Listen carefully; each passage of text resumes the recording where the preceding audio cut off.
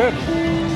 Hey guys, this is Financial Fitness, and I'm in Miami, right on the, I guess this isn't a river, it's a waterway that humongous yachts go up and down, and I'm with my good buddy, Jason Hartman. He is a real estate mogul. He knows more about real estate than anybody I know, maybe. Maybe, I don't know. Well, so try me. So as we're going into this thing, what's your outlook on real estate? Which thing? Well, there's a lot of things going on for right. sure. But I think I've always said that income property is the most historically proven asset class in the entire world. I love income property. And last year, as we started to hit these very uncertain times that from a pandemic perspective we hadn't experienced in 100 years since the Spanish flu, a little over 100 years. But they just turned on the money printer. And I was pretty sure that's what they were going to do. A lot of people were predicting doom and gloom. Nobody knew for sure. I didn't either, But that's the solution they always have. The powers that be, whenever you see, on the news, they're having a G20 meeting, a G7 meeting, they're going to Jackson Hole like they do every year. The Fed is out with their beige book, the Open Market Committee met. All they do is print money. That's essentially what they know how to do. They don't know anything else. It's all Keynesian, John Maynard Keynes flavor. They do it in different ways, of course. They buy assets, they do QE, all this stuff. But the net effect is an increase in the money supply and driving up asset prices, which increases the wealth gap. The rich get quite a lot richer. I was going to say richer, but they get extremely rich. And the poor continue to struggle. They're left behind further and further. And sadly, they're hollowing out the middle class. So my goal on my podcast over the last 16 years or so that I've been doing it is to help people who are in the middle class or in the upper middle class or in the lower middle class get the next step up. So because they're just attacking everybody, and the elites are running the world. There's a concentration of wealth, a concentration of power, and it is really very anti-American, it's anti-democratic, and it's just very scary and unfortunate, frankly.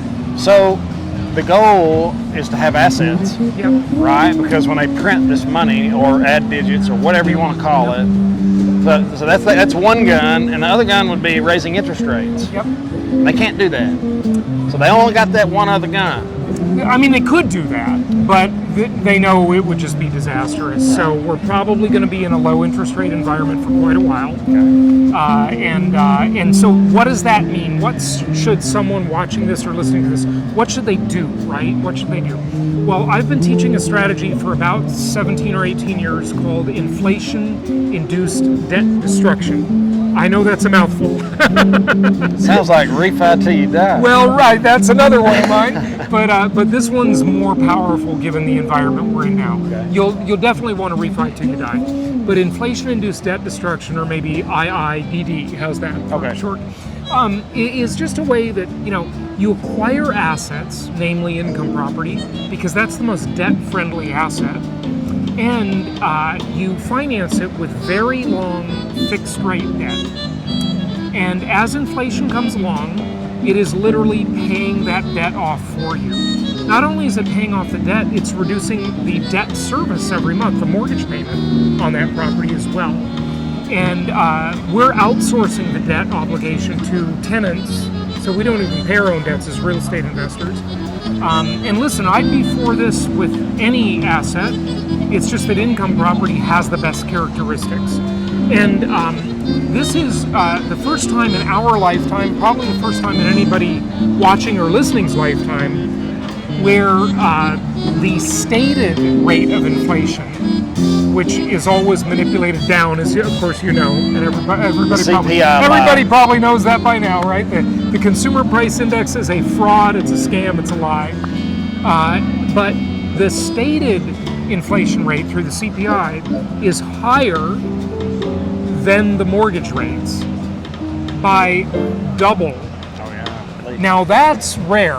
Usually they'll say the stated inflation rate, they'll lie to us, of course, and they say, oh, inflation's only 2%. but the mortgage rate's going to be 4%, or at least it's going to be somewhat higher than the stated rate of inflation. But now, the cat is out of the bag. The stated rate of inflation is higher than the mortgage rate for the first time in our lifetime. Yeah, 6.2%. Yeah. Now that's what they're saying. Yeah. It's actually about 3 or 4 times that. Oh yeah, absolutely. Beef is up 57%. Yeah. Eggs up 40%. Fentanyl's up 50%. Yep. Gasoline's up 100%. Well, thanks. Hey, let's go, Brandon. Yeah. Yeah, it's disaster. Right. Yeah, this president is a total they're disaster. absolutely doing the opposite of what they should be doing. Right. But if you have assets, you might be like the richest man in Germany after the Weimar inflation, which is a real interesting story, and you know a lot to this. Yeah. And I can't think of his name right now. I can't either. I know. Anyway, he was using debt to finance asset purchases in Weimar Germany, and of course, the Weimar Republic totally debased their currency so badly that if you look up inflation in Wikipedia, you'll see a picture that probably you have seen, where a woman is taking German marks and shoveling them into a furnace to burn them, because the paper value, the burn value, was greater than the monetary value. That's how badly they debased their currency. But think about what happens if you have debt. That the debt destroys the value of our savings, our stocks, our bonds, and thankfully, our debts. So if you have very long fixed rate debt at currently, officially, negative interest rates, unofficially it was that way before, meaning, as we talked about a moment ago, the CPI was higher than the rate you could borrow at, so you're getting paid to borrow the money. But now it's officially you're getting paid to borrow the money, which is really a new thing. I mean, none of us have seen that in our lifetimes. Yeah, and I talked about this with George Gammon a while ago, 2/5 of all spending is stimulus. Yeah. That's scary. That's Japan stuff. That's a zombie economy. Yep, it is. So it looks like they're going to wipe out our real estate. Our debt's for us. They are going to wipe out our debts for us. Mostly they're doing it for themselves and for the country, because think about it. Internationally speaking, if we owe $1 trillion to China, for example, and there's 10% inflation, magic, poof, you just wiped out $100 billion in debt through the debasement of our own dollar. And, the Chinese know this, obviously, so, we've all heard about the currency war. And that's a whole another complicated subject. But it works for international debt, it works for private debt, it works for public debt, and it also works to allow the government to pay less on Social Security or any government entitlement, and to government workers. Since, thanks to Obamunism, the government has become a giant segment of the economy, right? And so when you've got over 20% of the workforce, roughly, don't quote me on that exact number, somehow as a government worker, and you are indexing their pay to the CPI, the official inflation rate, if the real inflation rate is higher than that, they're getting reduced pay every year. They think they're getting increases because they don't listen to your show and they don't understand the way this works. But they're getting boiled like the frog. That's a really good analogy. Yeah. And there's another analogy of a rat in a jar of rice, and it eats all the way down to the bottom of the rice, and it depends on somebody else to put the rice in. Oh, interesting. That's also another way to look at it. Interesting. But I don't want to keep you all night. I really appreciate everything you've done. I've learned a lot from you. My pleasure. He has a service. Would you like to talk about your... Yeah. So what one of my companies does is we help people buy income properties nationwide. We have clients from all over the world, but mostly in the U.S. or Canada, who buy income properties in different markets. And we educate people. We teach them how to invest conservatively, prudently, and then we help them find the properties.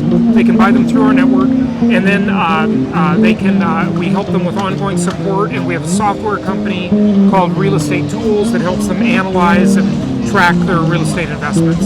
And we got more ridiculous Yeah, we got noise. some more hooples. This is noise pollution, folks. Yeah, don't ever do that. Have respect for others. Yeah. We're at a really elegant restaurant. I'm going to turn the camera around just a second to show you. Sure. But I want to shake your hand one more time. Hey, let's Yeah, stop the spread. let's don't Hey, do this that. is a practical way to stop the spread. Yeah. I don't want to get a vax or wear a mask, but the handshake, we'll do the fist bump instead. Anyway, can I give out my website? Yes, sir. Go for It's it. jasonhartman.com, just my name.